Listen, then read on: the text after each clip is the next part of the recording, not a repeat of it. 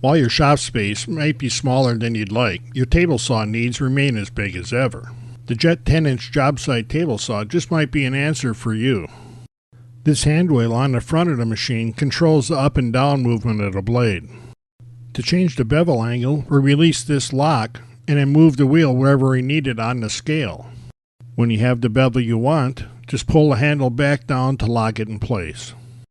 The right side of the cabinet has storage space for the push stick, miter gauge, and the rip fence when they're not in use. At the rear of the cabinet, we can see the 2.5-inch diameter dust port that comes from the shroud. When you change the angle of the blade, the dust port and its shroud go with it. The blade guard system does a good job of helping you stay safe. Plus, this is a modular system, so you have very little excuse not to use it.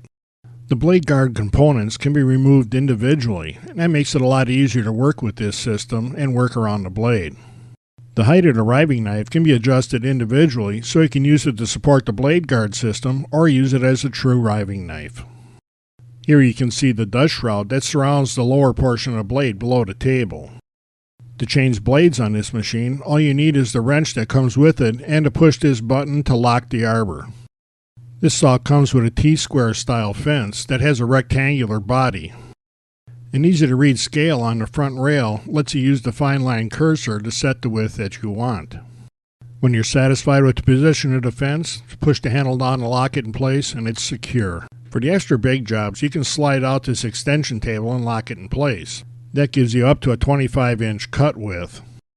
When working with longer stock, you can extend this rear support bar. To collapse the included stand for storage, you pull this red lever and it disengages the pins that are holding it up. And then you can lower the saw into its stored position. Engage this safety lock to be sure the saw doesn't open unexpectedly. And then you can stand the saw up to reduce its footprint for storage or to move it where you need it. If you need to move this saw, these large wheels make that easy on lots of different terrains.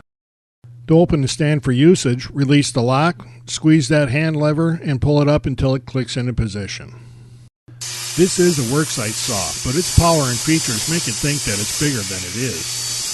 If you need a worksite or space-saving saw, check out the Jet 10-inch job site table saw.